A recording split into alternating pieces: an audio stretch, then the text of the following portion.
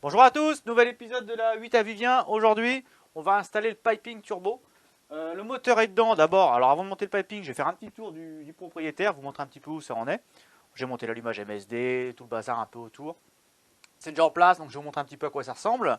Après, on va voir sur l'établi le piping en lui-même, tous les silicones, les colliers, etc. Et puis bon, on va le monter sur la voiture. C'est parti. Petit allumage MSD, les 4 grosses bobines de Corvette, les mêmes que sur les LS2. Donc pour rappel, ce moteur, on a un plénum de 230, enfin le moteur est un 192 de base, avec un gros porting, plénum de version 231, plate centrale de version 231, et bearing de lubrification excentrique 231, carter Grady, turbo Grady, allumage MSD, volant moteur d'origine par contre et en embrayage compétition clutch. Donc voilà, vous voyez les spales montées, ça on l'avait déjà vu. C'est vrai qu'il fait un peu noir là-dedans, voilà. Le circuit de refroidissement a été remonté, la pompe à air ça c'est bon, le son également. Donc on va voir le petit turbo dans le coin, je vais vous montrer, vous verrez mieux que la dernière fois. Voilà, le turbo il est là, vous voyez. Vraiment se courber pour aller le chercher. Hop, voilà, il est vraiment planqué là-dessous, avec la petite wastegate, ou l'actuateur plutôt qui va bien. Donc on va passer le piping qui va venir de là à là, se ramener vers l'échangeur. Donc l'ensemble du piping du turbal, ça fait un peu de tuyauterie mais ça va encore. Donc là on a la petite wastegate, n'importe quoi, la dump valve qui a été rajoutée par l'ancien propriétaire, soudée sur le tube. Donc comme on l'a vu dans la vidéo précédente, de toute façon on va la laisser en place, hein. On peut rien faire pour la bouger de place. Tout l'ensemble, voilà, des tuyaux divers, etc. Là on récupère le débitmètre d'origine pour la brancher. Et ça c'est ce qui va au papillon. Donc allez, on assemble le premier à la sortie du turbo. On met le silicone. Voilà. Ensuite, on coulisse le pipe avec les colliers. Tac. La disque est désolé, c'est rien.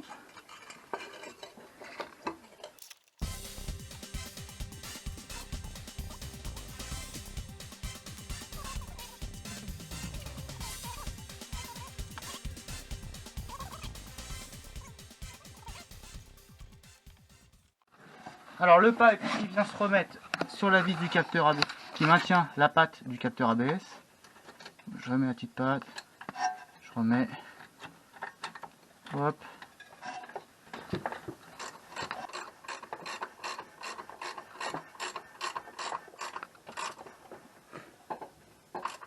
Donc voilà, premier pipe posé, voilà, donc on se reprend à la sortie du turbal, le petit silicone bleu qui va bien, ça passe derrière le berceau. On se retrouve ici, donc le gâche a été découpé pour laisser passer. Là on va remettre un petit silicone et on va mettre la descente qui va aller jusqu'à l'échangeur. Alors, clac. Attends, hop. Voilà. Là c'est bon. Je mets les colliers autour. C'est bon, toi t'es dedans là? Ouais. T'es dans l'échangeur? Ouais.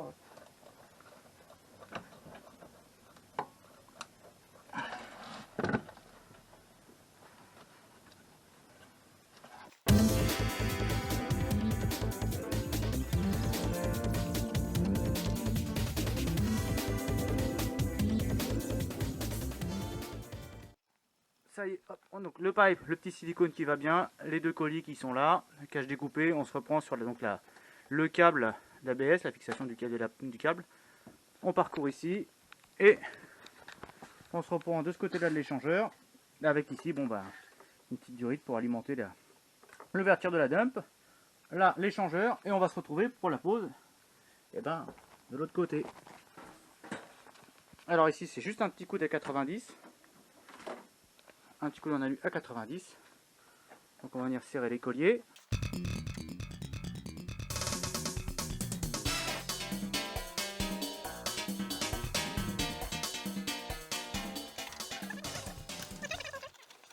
Donc voilà, vous voyez, hop, ça fait un 90 degrés qui part de là-bas, un petit silicone, un pipe légèrement courbé qui passe ici.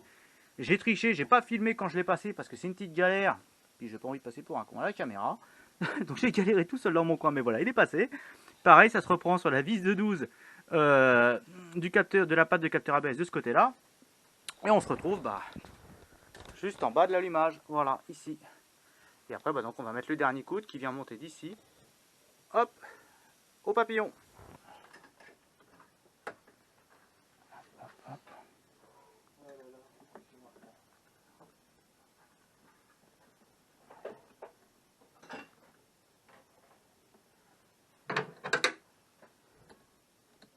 Tout renfort au pied. Mais du coup, c'est une voiture suralimentée sans renfort en fait. Oh bah là, il va se cracher. Moi, je suis responsable de rien de toute façon. Voilà. Tu as préparé la décharge? Il va la signer en temps de la route. Moi, je ne veux pas d'histoire.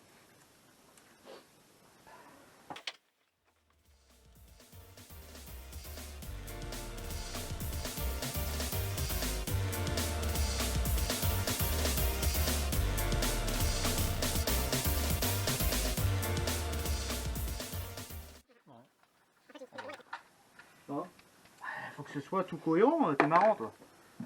Pas mettre des pièces neuves comme ça sur une voiture un peu usée quand même. Hop. Alors, normalement, je maintiens les colliers avec moi. Voilà. Les chaînes Lacoste. Ah, attends, bouge pas. Je te passe les colliers, tu les passes autour de l'autre pipe. Voilà.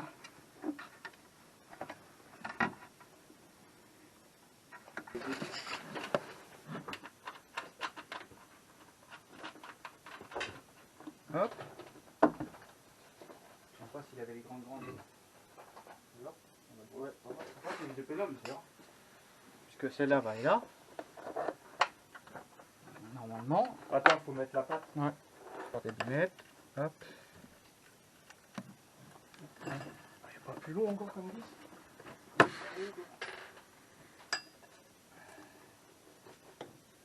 Voilà. Voilà, donc ça on va le virer parce que du coup ça sert plus à rien. Tac. Pourquoi il serait blindé d'huile? Bon, on sait pas. On sait pas pas. Tu sais que c'est là cette bagnole là toi? Non, tu vois, je peux pas. Ça c'est chez Ikea. C'était C'était avec le meuble mal. Oui. Sacrifié ma vie bien quand même.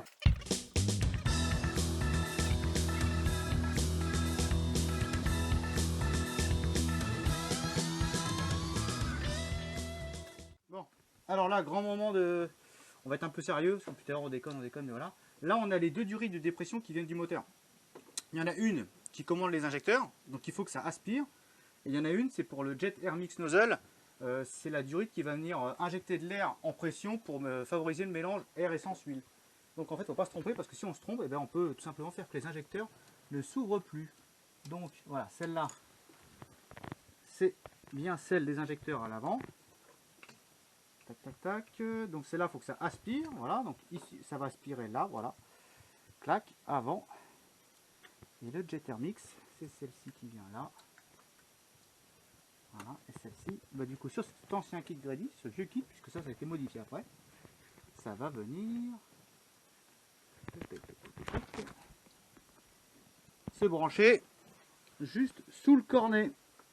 À savoir que ça c'est plus valable, hein. Pour les kits récents, c'est plus comme ça, c'est pris directement sur le pipe, avant le papillon, mais voilà. Donc on va brancher ça là. Hop, donc voilà l'ensemble des pipes montés et terminés. Le filtre à air, le petit pipe qui descend au turbo. Je suis désolé, hein, c'était un peu le bazar pour tout filmer, donc j'ai pas réussi à bien cadrer. Déjà à mon avis niveau éclairage, vous n'allez pas être gâté. Donc le pipe qui monte au papillon, ça c'était bon. L'allumage MSD, d'ailleurs maintenant on le devine un peu, moins qu'avant, puisque forcément il est un peu caché. On a branché notre petit OCT Wall Tank avec une patte de charpentier qui ne vient pas de chez moi. Et puis bon, on a remis toutes les dépressions correctement branchées. Donc là on va remettre le moteur en eau et en huile. On va remonter la batterie qui est chargée. Et puis bon, on va pas tarder à démarrer. Donc voilà la baie moteur terminée. Hein, la vision définitive du kit. Hein. Le filtre à air, ça descend au turbal. On suit, ça passe dans l'échangeur et ça revient gaver le Renesis à 0,45 bar, 0,5 bar maxi. On verra ce qu'on fait, mais je pense qu'on va rester là pour de la fiabilité. Connaissant le Vivien, vaut mieux se méfier. Dites-moi dans vos commentaires si vous voulez que Monsieur Vivien change sa barre qu'il a peint de façon, j'ai envie de dire, je vais rester poli, voilà, au pinceau. Hein. Si jamais vous voulez qu'il mette une autre barre, parce que franchement c'est juste dégueulasse, n'hésitez pas à me le dire. Donc la vidéo est terminée, prochaine étape, on démarre. J'ai déjà démarré, ça tourne et ça ronronne bien. Mais voilà, vous verrez ça dans une prochaine vidéo, où on la posera sur ses roues, et puis on ira faire un petit tour avec, voilà. Mais tout va bien, les niveaux sont faits, enfin normal quoi, 13B Warrior, ça tourne, ça ronronne, et puis il n'y a plus qu'à aller sur le banc chez W. Peut-être pas faire 1000 chevaux comme chez Vibrequin, mais espérons 250, ce serait pas mal. Donc voilà, rendez-vous dans le prochain épisode, démarrage, petit tour, et puis on continue les aventures sur la chaîne 13B Warrior. Ciao!